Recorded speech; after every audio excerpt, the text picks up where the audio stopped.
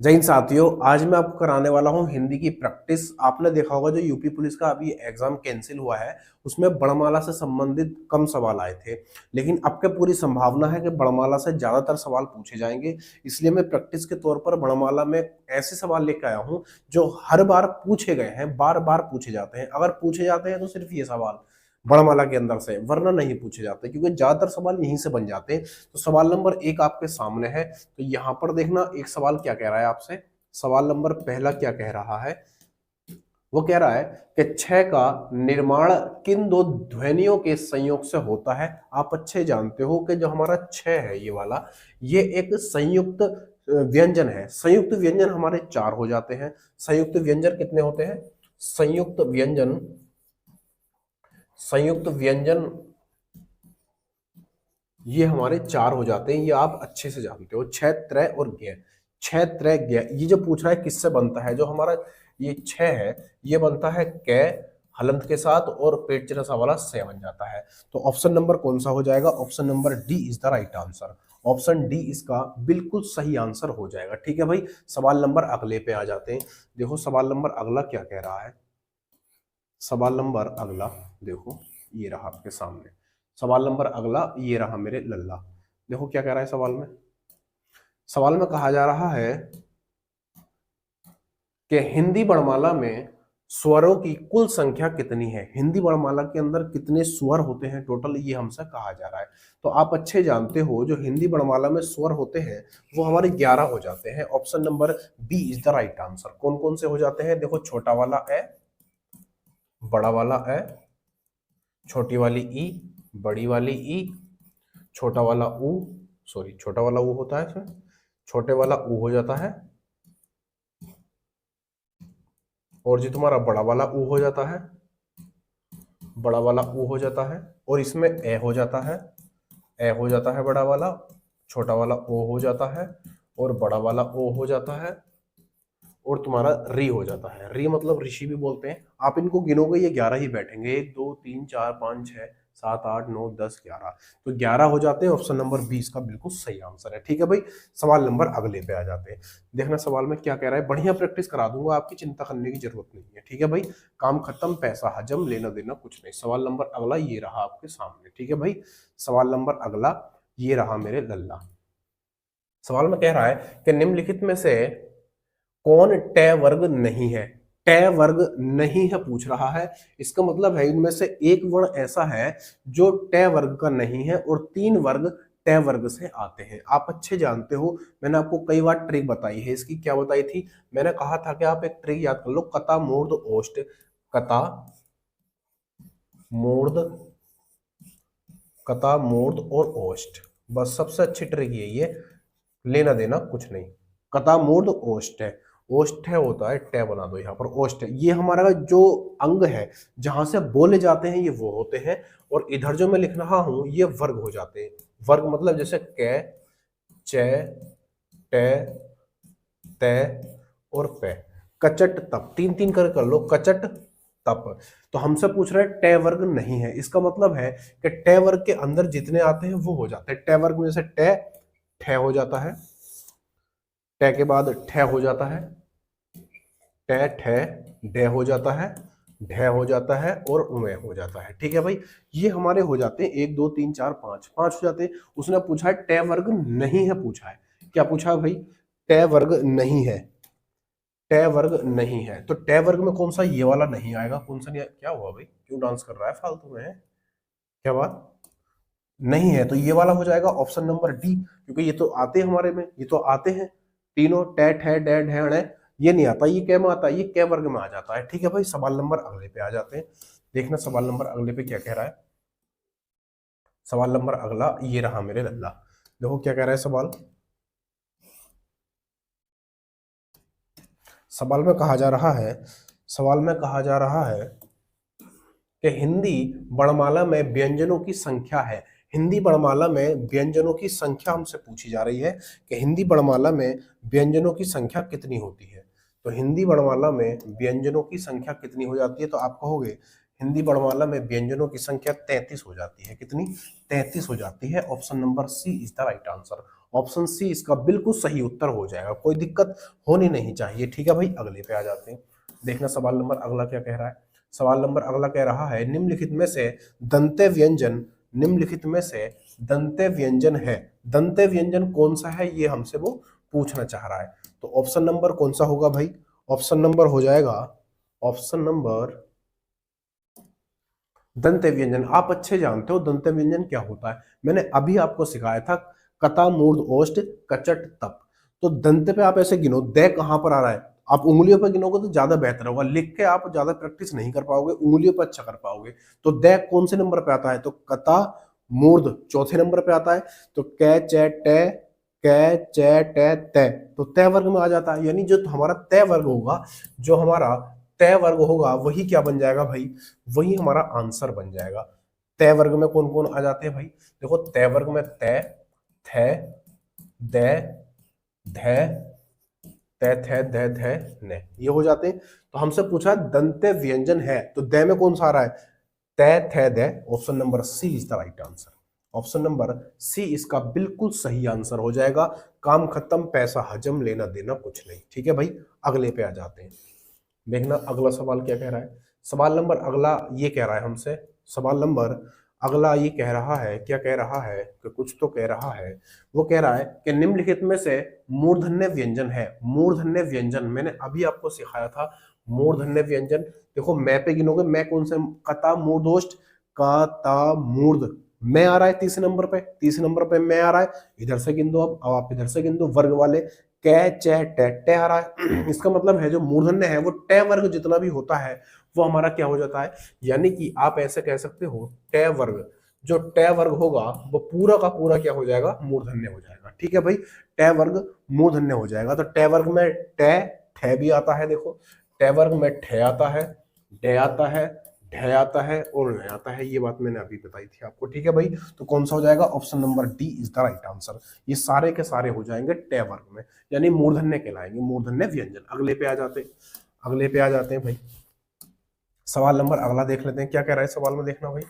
सवाल नंबर अगला ये रहा मेरे लल्ला। सवाल में कहा जा रहा है, सवाल में कहा जा रहा है निम्नलिखित में से अल्प वर्ण कौन सा है। अल्प वर्ण क्या पूछ रहा है हमसे, अल्प पूछ रहा है, तो अल्प वाला कौन सा हो जाएगा भाई, अल्प वाला कौन सा हो जाएगा, अल्प प्राण। अल्प प्राण क्या होता है भाई, अल्प प्राण क्या होता है, देखो एक होता है अल्प प्राण, एक होता है महाप्राण। अल्प प्राण के अंदर जो आता है वो प्रत्येक वर्ग का पहला, तीसरा और पांचवा वर्ण आ जाता है। ठीक है भाई, लेकिन महाप्राण के अंदर, यहां लिख देता हूं उसको, महाप्राण, जो महाप्राण होता है, महाप्राण के अंदर, महाप्राण के अंदर जो आता है वो प्रत्येक वर्ग का दूसरा और चौथा आ जाता है। तो उसने पूछा है अल्प प्राण कौन सा है, तो अल्प प्राण का मतलब क्या है, अल्प प्राण में पहला वर्ग जो होगा कचट तप, तो एक तो कै आ जाएगा शुरू में, कै, कै इसके अंदर है, हाँ है, कै हैगा। फिर तीसरा कै, खे, गे, घे, तीसरा देख लो कौन सा, कै आया, खे आया, गे आया, तो गे आ जाएगा तीसरे नंबर पे। तो कै और गे, option number B is the right answer, option B इसका बिल्कुल सही उत्तर हो जाएगा। काम खत्म, पैसा हजम, लेना देना कुछ नहीं। ठीक है भाई, अगले पे आ जाते हैं। सवाल नंबर अगला, सवाल नंबर अगला क्या कह रहा है भाई, देखो सवाल नंबर अगला क्या कह रहा है। सवाल में कहा जा रहा है निम्नलिखित में से नासिक्य के व्यंजन, अच्छा नासिक्य व्यंजन हुआ खाली, नासिक्य व्यंजन कौन सा है, निम्नलिखित में से नासिक्य व्यंजन हमें बताना है कि कौन सा हो जाएगा। ठीक है भाई, नासिक्य व्यंजन, ये है नासिक्य व्यंजन। अब नासिक्य व्यंजन क्या होते हैं, मैंने आपको बताया था कि प्रत्येक वर्ग का लास्ट वर्ण जो होता है, या आप कह सकते हो पंचमा वर्ण या पंचमा अक्षर, कौन सा, पंचमा अक्षर, प्रत्येक वर्ग का, प्रत्येक वर्ग का, प्रत्येक वर्ग का पंचमा अक्षर, यहां पर लिख देता हूं ज्यादा बेहतर होगा, पंचमा, पंचमा, पंचमा अक्षर, ये प्रत्येक वर्ग का पंचमा अक्षर क्या कहलाता है भैया, नासिक्य व्यंजन कहलाता है। सवाल इस तरीके से बन जाता है कि नासिक्य व्यंजन किसे कहते हैं, तो तो नासिक के व्यंजन प्रत्येक वर्ग के पांचवें अक्षर को कहते हैं। तो पांचवें अक्षर तो कौन सा होगा, लास्ट, साफ साफ दिख रहा है बिल्कुल, लास्ट में अक्षर कौन सा हो जाएगा, बी हो जाएगा। ठीक है भाई, option number B is the right answer, वह हो जाएगा। वह जो होता है हमारा नासिक के व्यंजन होता है। आगे आ जाते हैं भाई, सवाल नंबर अगले पे आ जाते हैं। सवाल नंबर अगले पे आ जाते हैं। देखो क्या कह रहा है सवाल, सवाल के अंदर कहा जा रहा है निम्नलिखित में से कौन सा पश्च स्वर है। पश्च स्वर, अब पश्च स्वर क्या है, देखो पश्च स्वर जो पूछ रहा है वो जीभ के आधार पर पूछ रहा है।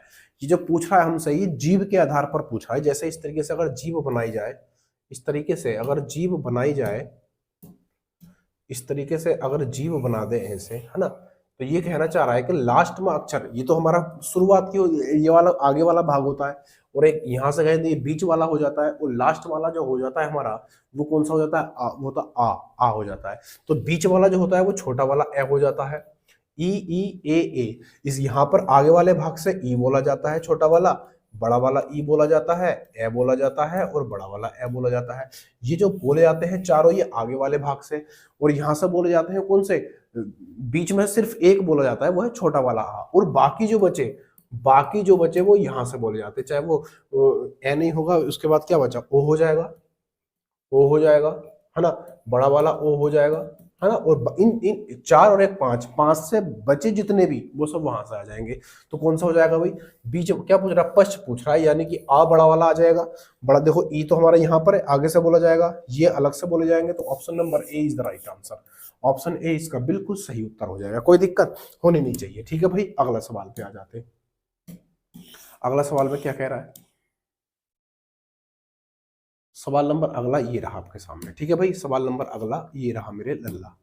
क्या कह रहा है सवाल में, वो कह रहा है देवनागरी वर्णमाला में कितनी ध्वनियां मानी गई हैं, कितनी ध्वनियां मानी गई हैं, वर्णमाला के अंदर कितनी ध्वनि होती हैं। साफ साफ दिख रहा है, ऑप्शन नंबर डी इसका बिल्कुल सही उत्तर हो जाएगा। इस तो कोई भी मार देता है ना, बहुत हल्का सा सवाल था। 52 हो जाते हैं, कितने भाई, 52 हो जाते हैं। अगले सवाल पे आ जाते हैं, सवाल नंबर अगला देख लेते हैं। क्या कह रहा है भाई सवाल के अंदर, सवाल में कहा जा रहा है, बोले क्या कह रहे हैं, बोले ये कह रहे हैं हमसे कि हिंदी वर्णमाला में वर्गीय व्यंजन, बहुत तगड़ा सवाल है, वर्गीय व्यंजन जरा बताओ क्या होते हैं वर्गीय व्यंजन, आप बताओ जरा आज वर्गीय व्यंजन क्या हो जाते हैं। देखो मैंने कहा था जो हमारे 25 स्पर्श व्यंजन होते हैं वो वर्गीय व्यंजन कहलाते हैं। 25 कौन से, कैसे लेके कै खे गे गे चे छे जे टे ठे दे, ये वाले, ये टोटल कितने हो जाते हैं, 25 हो जाते हैं। ऑप्शन नंबर ए इसका बिल्कुल सही आंसर हो जाएगा। ठीक है भाई, इसको याद रखना, वर्गीय व्यंजन, बढ़िया सवाल है छोटा सा मगर हिला देने वाला सवाल है। अगले पे आ जाते हैं, सवाल नंबर अगला देख लेते हैं क्या कह रहा है, ये रहा आपके सामने। ठीक है भाई, आगे आ जाते हैं। सवाल में कहा जा रहा है, इसमें कह रहे हैं कि कौन सी ध्वनि स्वर नहीं है, स्वर नहीं है। देखो नहीं पूछा इसमें, है नहीं पूछा। कई जनों के सवाल जब एग्जाम देकर आए थे पुलिस का, तो इसी बात का रोना रो रहे थे, क्या नहीं पूछा था है लगा दिया, है पूछा था नहीं लगा दिया। तो जब भी इसको इस तरह का सवाल हो उसको अंडरलाइन कर लो पहले। अब पूछ रहा है हमसे स्वर नहीं है, कौन सी ध्वनि स्वर नहीं है, तो बाकी स्वर होंगी एक नहीं होगी। तो option number C is the right answer. बोले कैसे, बोले ये अयोगवा है। कैसा है भैया, ये अयोगवा है, ये हो जाती है अयोगवा, ये हमारी अयोगवा है। ठीक है भैया, अयोगवा होते हैं हमारे दो, कितने हो जाते हैं भाई, अयोगवा दो हो जाते हैं। कौन कौन से, एक तो यही हो गया, और एक हो जाता है हमारा विसर्ग वाला, एक हो जाता है विसर्ग वाला। इसको हम और कुछ बोलते हैं, हाँ इसको हम अनुस्वार और बोलते हैं, इसको अनुस्वार भी बोलते हैं। ठीक है भाई, इसको अनुस्वार भी बोलते हैं, ये अनुस्वार भी होता है हमारा और अयोगवा भी होता है। इसको हम विसर्ग बोलते हैं, इसको विसर्ग बोलते हैं। क्या बोलते हैं दोस्त, इसको विसर्ग बोल देते हैं और अयोगवा भी बोल देते हैं। आगे आ जाते हैं, सवाल नंबर अगले पे आ जाते हैं। देखो क्या कह रहा है सवाल, सवाल के अंदर क्या कहा जा रहा है, इसमें कहा जा रहा है भाषा की सबसे छोटी इकाई कौन सी है। बढ़िया सवाल है, हल्का है लेकिन दमदार है, अगर नहीं आया हुआ भूल गए तो गड़बड़ हो जाएगा। ठीक है भाई, क्या कह रहा है कि भाषा की सबसे छोटी इकाई, भाषा की सबसे छोटी इकाई, सबसे छोटी इकाई क्या होती है भाई, वो बण हो जाती है। और इस बण को हम और कुछ बोलते हैं, बोले हाँ इस बण को हम ध्वनि भी बोलते हैं, इस बण को हम ध्वनि भी बोल देते हैं, कोई दिक्कत, इसको ध्वनि भी बोल देते हैं। अगले पे आ जाते हैं। ठीक है भाई, आ जाते हैं अगले पे। क्या कह रहा है सवाल नंबर अगला, देखो ये रहा मेरे लल्ला। सवाल नंबर अगला ये रहा मेरे लल्ला। देख लो, इसे कर लेते हैं सवाल को। क्या कह रहा है सवाल के अंदर, कहा जा रहा है कि बड़माला किसे कहते हैं। बहुत तगड़ा सवाल है, बड़माला किसे कहते हैं। सब रिवीजन किए हुए सवाल हैं जो पूछे गए हैं। बड़माला किसे कहते हैं, क्या शब्द समूह को कहते हैं, वर्णों के संकलन को कहते हैं, वर्ण गणना को कहते हैं, किसी को नहीं कहते। तीनों में से ऑप्शन नंबर डी इसका बिल्कुल सही आंसर हो जा। वर्णों के व्यवस्थित समूह को या क्रम को क्या कहते हैं भैया, बड़माला कहते हैं। क्या कहते हैं, बड़माला कह देते हैं। Option number D is the right answer. अगले पे आ जाते हैं। अगला सवाल क्या कह रहा है भाई, सवाल नंबर अगला क्या कह रहा है, ये रहा आपके सामने। सवाल के अंदर कहा जा रहा है, ठीक है, ये कह रहा है कंठ ध्वनि कौन सी है। कंठ ध्वनि, देखो कंठ आ गया, यहां पर क्या आ गया, कंठ आ गया। और कंठ में मैंने आपको बताया था बढ़िया से अभी कि कंठ जो होता है वो शुरू वाला अक्षर होता है, यानी शुरू वाला वर्ग होता है। कंठ से कचट तप, देखो यहां पर कंठ था, यहां पर क्या था, कंठ है। ये कंठ था, और कंठ को किसको बोल रहे थे, कै वर्ग से बोल रहे थे। किससे बोल रहे थे, कै वर्ग से बोल रहे थे। तो कै वर्ग वाले जितने भी होंगे वो सब कैसे हो, कंठे हो जाएंगे। कै ख गै, तो ये नहीं होगा, ये नहीं होगा, ये भी नहीं होगा, पहले ही दे रखा है। क्योंकि कै वर्ग में कै ख गै घ घ आते कि नहीं आते। तो option number A is the right answer. ठीक है भाई, अगले पे आ जाते हैं। सवाल नंबर अगले पे आ जाते हैं। क्या कह रहा है सवाल में, सवाल नंबर अगला ये रहा मेरे लल्ला। क्या कह रहा है भाई सवाल, बना लेंगे अच्छे से। ये कह रहा है निम्नलिखित में से अनुनासिक ध्वनि किस शब्द में है। अनुनासिक ध्वनि किस शब्द में है। वाह, ऑप्शन बहुत अच्छे रखे हैं भाई, ऑप्शन तो बहुत ही बढ़िया रखे हैं। देखो यहाँ पर अंधेरे की स्पेलिंग ना ये नहीं होती है, ये गलत है स्पेलिंग। अंधेरे की स्पेलिंग होती है आ होता है, और इसके साथ ये होता है सुरेख रेखा वाला अंधेरा। ये इसकी सही स्पेलिंग ये हो जाती है, और यही हमारा आंसर होगा। क्योंकि अनुनासिक जो होता है ये चंद्रबिंदी वाला होता है, ये नहीं होता, ये भी नहीं होता, ये भी नहीं होता, ये भी नहीं होता। कौन सा हो जाता है, option number A is the right answer. अंधेरे की स्पेलिंग गलत है, ये ऑप्शन हो जाएगा हमारा। इसका जो ऑप्शन होगा वो ए होगा। स्पेलिंग अंधेरे की ये वाली हो जाती है। ठीक है भाई, अंधेरा। बात समझ में आई तो बोलो हाँ, बात समझ में आई तो बोलो हाँ। अगले पे आ जाते हैं। देखो क्या कह रहा है सवाल नंबर अगला। सवाल नंबर अगला कह रहा है, ये कह रहा है कौन सा व्यंजन महाप्राण है। कौन सा व्यंजन महाप्राण है। मैंने अभी आपको सिखाया था कि महाप्राण जो होते हैं वो प्रत्येक वर्ग का दूसरा और चौथा वर्ण हो जाता है, दूसरा और चौथा। तो देखो कै तो पहले पे आता है, ये तो आंसर होगा नहीं। च भी हमारा पहले पे आता है, ये भी नहीं होगा। अब बचे ये। अब आप देखो कि घ कौन से पे आता है, कै ख ग घ, ये चौथे नंबर पे आता है। ऑप्शन नंबर बी इसका बिल्कुल सही आंसर हो जाएगा। कै के बाद कै ख, अरे सॉरी नहीं, चौथे नंबर पे आता ना कै ख। महाप्राण दो चार होते हैं, तो ऑप्शन नंबर हमारा सी भी बैठ जाएगा फिर तो। दो और चार कै ख ग।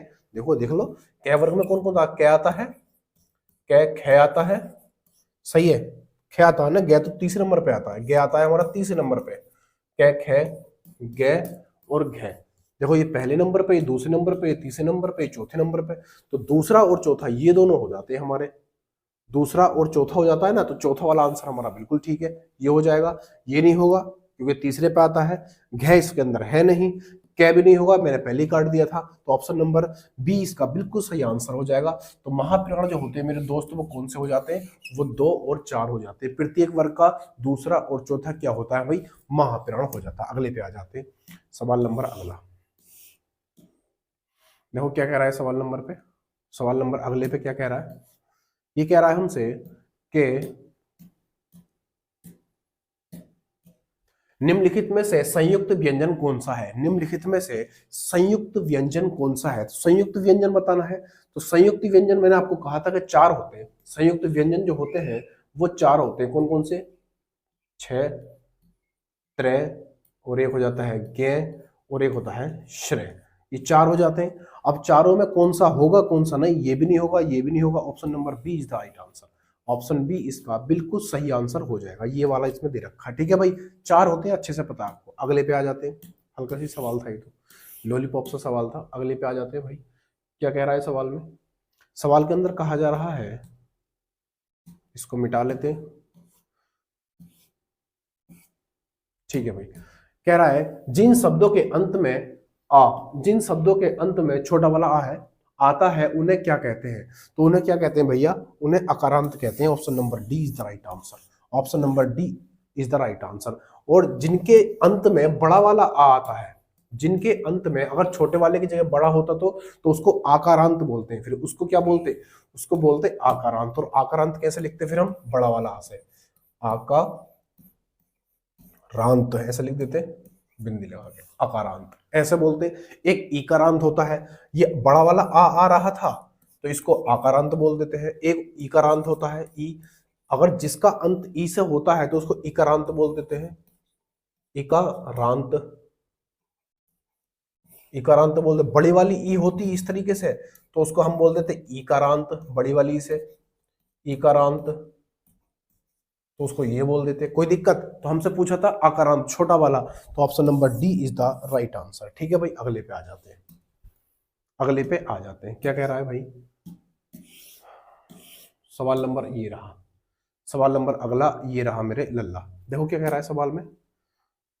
सवाल के अंदर कहा जा रहा है,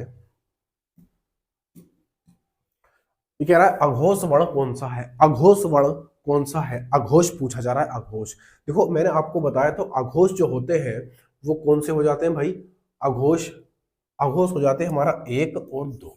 कौन से हो जाते हैं भाई? अघोष प्रत्येक वर्ग का पहला और दूसरा वर्ण, पहला और दूसरा वर्ण जो होते हैं वो अघोष हो जाते हैं। अघोष, और अघोष के अंदर इसके साथ साथ कुछ और होता है कि बोले? हाँ, वो होता है ट्रिपल से।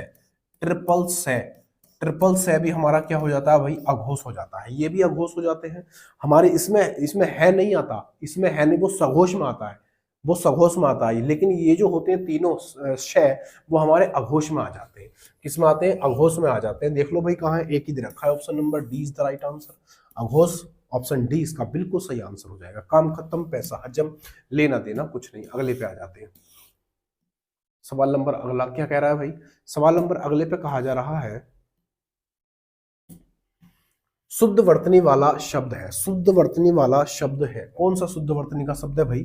बताओ। हल्का सा सवाल है यार, ये तो आराम से बना दोगे। कौन सा शुद्ध वर्तनी वाला शब्द है? देखो वे इस तरीके नहीं होता, बकरी ये वाला बनता है। बकरी में आप अगर देखोगे तो बकरी कैसे लिखते हैं हम लोग? ऐसे लिखते हैं। ये पेचरा सा वाला बे होता है इसके अंदर। वहां जो होता है, वहां के अंदर ये बिना इस तरीके से लिखा था, वहां वहां इस तरीके से लिखा था, ये भी गलत है। इसमें पेचरा सा वाला बा गया, तो सिर्फ बे जो है ये वाला बे, ये हमारा बिल्कुल सही आंसर हो जाएगा। Option number A is the right answer. ठीक है भाई, अगले पे आ जाते हैं। अगले पे आ जाते हैं, तो क्या कह रहा है सवाल नंबर अगला? ये रहा मेरे लल्ला।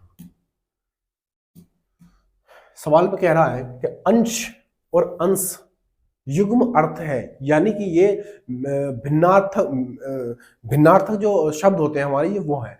यानी अंश, इसका मतलब होता है कि बोलने में सेम लगते हैं लेकिन लिखने में अलग अलग होते हैं। तो इस वाले अंश का मतलब हो जाता है भाई भाग, इस वाले अंश का मतलब हो जाता है भाग, और इस वाले अंश का मतलब हो जाता है कंधा। क्या हो जाता है भाई? कंधा। देख लो कहां पर है। तो अंश मतलब भाग और ये वाला अंश मतलब, option number B is the right answer. Option B इसका बिल्कुल सही आंसर हो जाएगा। इस वाले अंश का मतलब होता है भाग, इस वाले अंश का मतलब होता है कंधा। ठीक है भाई, काम खत्म, पैसा हजम। अगले पे आ जाते हैं, लेना देना कुछ नहीं। देखो क्या कह रहा है सवाल में। ये रहा सवाल। सवाल के अंदर कहा जा रहा है, ये कह रहा है निम्नलिखित में से सघोष व्यंजन नहीं है। देखो यहां पर क्या पूछा है? सघोष व्यंजन नहीं है। इनमें से एक ऐसा है जो सघोष व्यंजन नहीं है और बाकी क्या हो जाते? सघोष व्यंजन हो जाते हैं। तो सघोष कौन कौन से हो जाते हैं भाई? सघोष हो जाते हैं 3, 4 और 5, ये हमारे सघोष हो जाते हैं। और सघोष के अंदर और क्या क्या आता है भाई? सघोष के अंदर आता है ये रेलेबे, ये रे, ले और बे, ये रेलेबे आ जाता है। और कुछ आता है इसमें? इसमें हा भी आ जाता है, इसमें हा, इसमें हा भी आ जाता है। ठीक है भाई, ये आ जाते हैं इसमें। देख लो तो कौन सा हो जाता है? नहीं है पूछा है उसने, तो देख लो। देखो यहाँ पर आप देखोगे तो एक नहीं है और ये एक पर ही आता है। ठीक है, और तीसरे नंबर क्या है? ये तीसरे नंबर पर आता है, ये तीसरे नंबर पर आता है। और भैया घ ये चौथे नंबर पर आता है। और बे, पै, फै, बे, बे आता है तीसरे नंबर पे। ये तीसरे नंबर पर आता है, तो ए 3 3 4 3 4 3 4 है। यहां पर कह जो होता है ये हमारा पहले नंबर पे आता है, पहले नंबर पे, तो इसका मतलब ये हमारा आंसर हो जाएगा। नहीं पूछा था उसने तो option number A is the right answer. Option A इसका बिल्कुल सही आंसर हो जाएगा। ठीक है भाई, अगले पे आ जाते हैं। देखो क्या कह रहा है सवाल नंबर अगला, पूरे पे आ गए तो पूरे बोर्ड पे क्या कह रहा है भाई सवाल, ये रहा आपके सामने, बना के दिखाओ। ये कह रहा है हमसे कि निम्नलिखित में से बताएं कि नवीन विकसित ध्वनियां कौन सी हैं। नवीन विकसित ध्वनियां कौन सी हैं जो अभी अभी बनी है। नवीन मतलब नया, जो अभी अभी विकास हुआ उनका, है ना, कौन सी हैं। तो ऑप्शन नंबर हो जाता है हमारा A. Option number A is the right answer. Option A इसका बिल्कुल सही आंसर है। ठीक है भाई, नवीन ध्वनि हमसे पूछेगा, नवीन ध्वनि, विकसित नवीन ध्वनि पूछेगा तो ऑप्शन कौन सा लगा देंगे, ए लगा देंगे। आगे आ जाते हैं, क्या कह रहा है भाई सवाल नंबर ये रहा आपके सामने। ठीक है भाई, इसको बना कर दिखाओ जरा। सवाल में क्या कहा जा रहा है, सवाल के अंदर कहा जा रहा है कि निम्नलिखित में से कौन सा अयोगवा, अयोगवा है। अयोगवा मैंने बताया था, अयोगवा जो होते हैं दोस्त वो दो हो जाते हैं। कौन कौन से, एक तो हो जाता है ये अंग वाला है, और एक हो जाता है विसर्ग, एक हो जाता है विसर्ग। इस वाले को क्या बोलते हैं, मैंने सिखाया था आपको, तो इसको अनुस्वार बोलते हैं। क्या बोलते हैं भाई, इसको बोलते हैं अनुस्वार, इसको अनुस्वार बोल देते हैं। ठीक है भाई, और इसको क्या बोलते हैं, इसको विसर्ग बोलते हैं, इसको विसर्ग बोल देते हैं। कोई दिक्कत, इसको विसर्ग बोलते हैं, इसको अनुस्वार बोलते हैं। तो क्या पूछ रहा है, अयोगवा है, अयोगवा। अरे हाँ, अयोगवा कौन सा हो जाएगा, विसर्ग हो जाएगा, विसर्ग हो जाएगा। ये तो महाप्राण है, ये संयुक्त व्यंजन है, ये अल्प प्राण, जो अल्प प्राण होते हैं वो होते हैं 1 3 और 5, 1 3 5 हो जाते हैं। संयुक्त व्यंजन क्षेत्रज्ञ 6 त्रय और ज्ञ और श्रेय हो जाता है, श्रेय, ये 4 हो जाते हैं। महाप्राण 2 और 4 होते हैं। विसर्ग बचा हमारा, सिर्फ विसर्ग बचा, वही आंसर हो जाएगा। आगे आ जाते हैं भाई, सवाल नंबर अगले पे आ जाते हैं। क्या कह रहा है भाई सवाल नंबर अगला, सवाल नंबर अगला ये रहा मेरे लल्ला। देखो क्या कह रहा है, सवाल के अंदर कहा जा रहा है, बोले क्या कह रहा है कि ये रेलेवे किस वर्ग के व्यंजन है। ये रेलेवे किस वर्ग के व्यंजन है, कौन कौन से, ये रेलेवे, इनको हम अंतस्थ व्यंजन बोलते हैं। क्या बोलते हैं दोस्त, अंतस्थ व्यंजन बोलते हैं। और ये कितने हो जाते हैं दोस्त, ये 4 हो जाते हैं। ये रेलेवे, काम खत्म, पैसा हजम, लेना देना कुछ नहीं। आगे आ जाते हैं, क्या कह रहा है भाई सवाल अगला। सवाल के अंदर कहा जा रहा है, करके दिखाओ भाई क्या कह रहा है। वो कह रहा है अनुनासिक का संबंध होता है, अनुनासिक का संबंध होता है, किससे होता है भैया अनुनासिक का संबंध, अनुनासिक का संबंध होता है। अनुनासिक पूछ रहा है हमसे, क्या, अनुनासिक। देखो अनुनासिक में जो होता है, अनुनासिक, जो अनुनासिक हो जाते हैं वो होते हैं हमारे नाक और मुंह दोनों से। एक तो अनुनासिक होता है निरनुनासिक, एक अनुस्वार। जो अनुस्वार होता है हमारा, अनुस्वार, अनुस्वार, अनुस्वार जिसको हम क्या बोलते हैं, इसको ये बोलते हैं अयोगवाई बोलते हैं। इसको सिर्फ नाक से बोला जाता है, इसको सिर्फ नाक से बोला जाता है। और अनुनासिक जो होते हैं वो दोनों से बोले जाते हैं, नाक और मुंह दोनों से। अनुनासिक नाक और मुंह दोनों से बोले जाते हैं। Option number C is the right answer. Option C इसका बिल्कुल सही उत्तर है। ठीक है भाई, आगे आ जाते हैं, सवाल नंबर अगला। सवाल नंबर अगला ये रहा मेरे लल्ला, ये रहा आपके सामने। देखो अगला आ गया अनुनासिक व्यंजन। दो सेम हो गए क्या, दो सवाल सेम हो गए शायद। ये भी अनुनासिक और ये भी अनुनासिक। अच्छा अच्छा अच्छा, ठीक है, अलग अलग है सवालों का। अच्छा, सवाल एक ही है लेकिन पूछने का तरीका अलग अलग है दोनों का। देख लेते हैं क्या कह रहा है इस वाले सवाल में। इसमें कह रहा है कि अनुनासिक, इसमें कह रहा है कि अनुनासिक व्यंजन कौन से होते हैं। अनुनासिक व्यंजन कौन से होते हैं, तो अनुनासिक कौन से होते हैं, तो मैंने आपको सिखाया था कि अनुनासिक जो होते हैं वो प्रत्येक वर्ग का 5वां अक्षर हो जाता है। प्रत्येक वर्ग का 5वां अक्षर क्या कहलाता है, अनुनासिक कहलाता है, अनुनासिक कहलाता है। 5वां अक्षर, option number D is the right answer. Option D इसका बिल्कुल सही उत्तर है, 5वां अक्षर, है ना। ये क्या, वर्ग के 5वां अक्षर जो होते हैं वो क्या कहलाते हैं, अनुनासिक कहलाते हैं। काम खत्म, पैसा हजम, लेना देना कुछ नहीं। आगे आ जाते हैं, रैपिड फायर कराऊंगा जल्दी जल्दी फटाफट, समझ रहे हो। आगे आते, क्या कह रहा है इस सवाल में। सवाल के अंदर कहा जा रहा है कि 6 ध्वनि का उच्चारण स्थान है। 6 ध्वनि का उच्चारण स्थान है, इसका उच्चारण स्थान बताना है कि क्या है। तो आप अच्छे जानते हो जो 6 ध्वनि होती हैं, तो मैंने आपको सिखाया था कैसे 6 निकालना है आपको।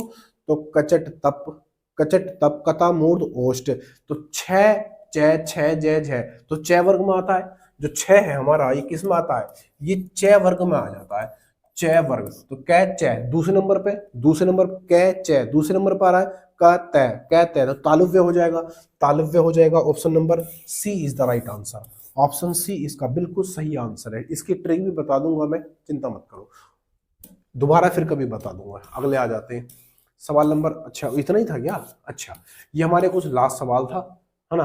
तो ये बताओ आपको वीडियो कैसी लगी, तुरंत बताओ। पसंद आई है तो लाइक शेयर सब्सक्राइब करके जरूर जाना, ठीक है भाई। लाइक शेयर सब्सक्राइब करके जरूर जाना, क्योंकि वीडियो बनाने में मेहनत लगती है दोस्त, वीडियो बनाने में मेहनत लगती है। देखो सारे के सारे सवाल बहुत ही दमदार थे, सारे सवाल बढ़िया थे, एकदम फर्स्ट क्लास वाले। तो वीडियो पसंद आया हो तो लाइक शेयर सब्सक्राइब करके जरूर जाना। अगली वीडियो में फिर अच्छे किसी क्लास के साथ मिलेंगे, तब तक के लिए जय हिंद जय भारत।